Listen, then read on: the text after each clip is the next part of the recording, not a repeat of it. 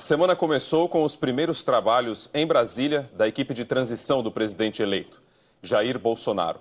27 pessoas já foram nomeadas. Primeiro, o deputado reeleito Onyx Lorenzoni passou pela Câmara dos Deputados e saiu apressado para a nova missão. É trabalho, sem conversa. Lorenzoni oficialmente assumiu a função de ministro extraordinário. A nomeação já foi publicada. O cargo é destinado à coordenação da equipe de transição do presidente eleito Jair Bolsonaro. No Palácio do Planalto, Lorenzoni se reuniu com o atual ministro da Casa Civil, Eliseu Padilha. Percorreu gabinetes e foi até o presidente Michel Temer, que lhe desejou boa sorte. Numa rede social, Bolsonaro escreveu: "Esta semana damos mais um grande passo com o início do funcionamento do grupo de transição de governo, absorvendo informações para a reestruturação do Brasil. Em Brasília, teremos acessos iniciais a números e informações que serão passadas aos brasileiros."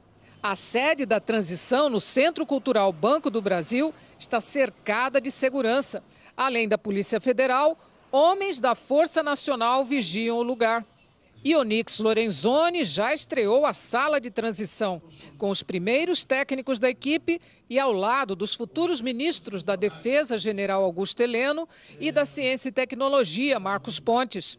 A equipe de transição tem 27 integrantes, pode chegar a 50.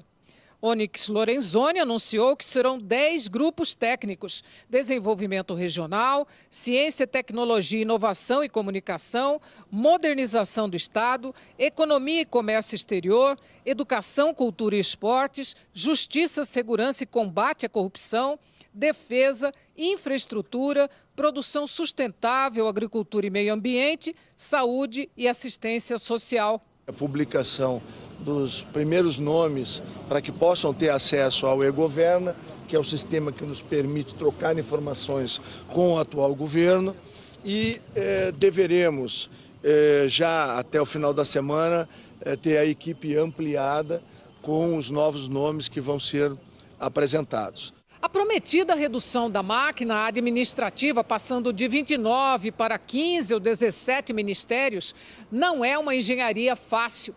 Integrantes da equipe de Jair Bolsonaro o reconhecem.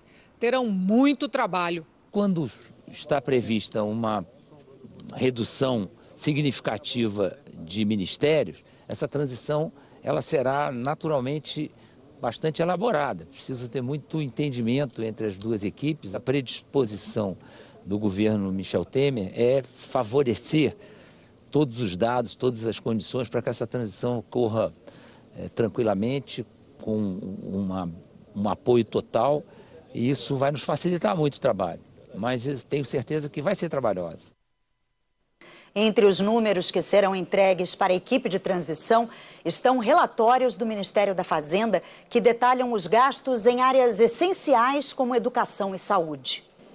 O brasileiro está vivendo mais. Na área de saúde, isso também significa gastos cada vez maiores com a população idosa. Segundo o relatório feito pelo Tesouro Nacional, em 10 anos, as despesas com saúde aumentaram mais de 30%.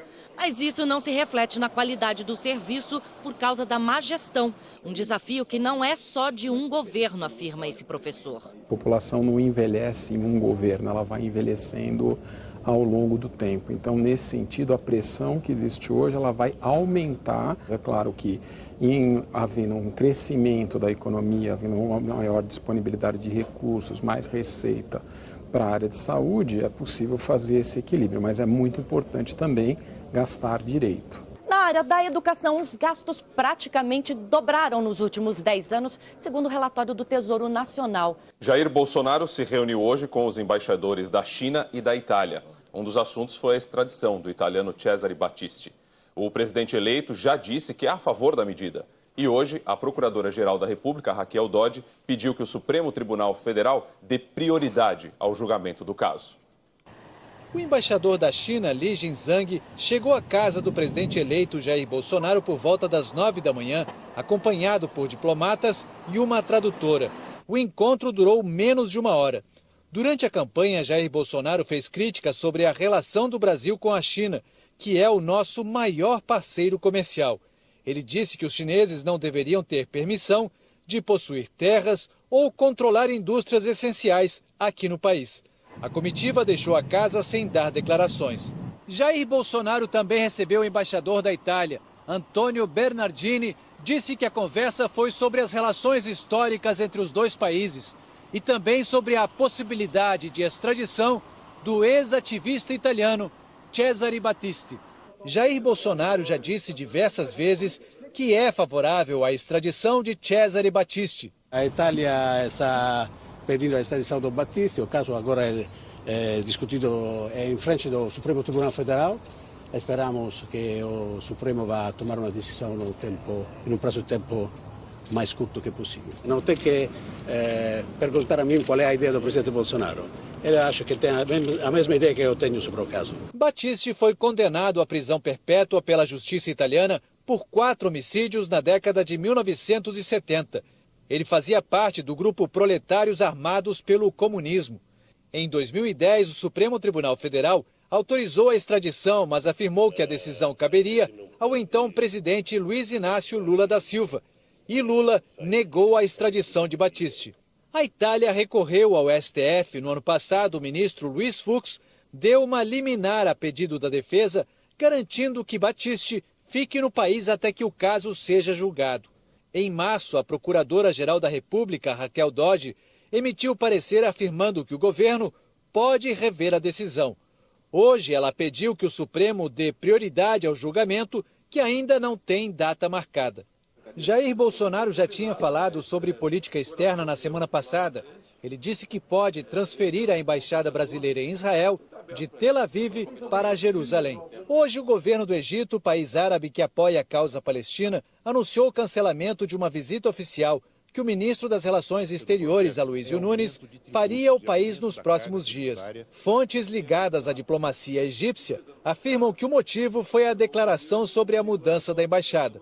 Numa entrevista à TV Aparecida, exibida hoje, o presidente eleito falou sobre reforma da Previdência e disse que seria um grande passo se o Congresso aprovasse ainda esse ano a mudança na idade mínima para a aposentadoria. Jair Bolsonaro viaja amanhã para Brasília, onde se reúne com representantes dos 3 poderes. Na quarta-feira, ele encontra o presidente Michel Temer e deve voltar ao Rio na quinta. O Ministério das Relações Exteriores declarou que a viagem ao Egito foi adiada por razões de agenda e que a nova data será determinada num acordo entre as partes.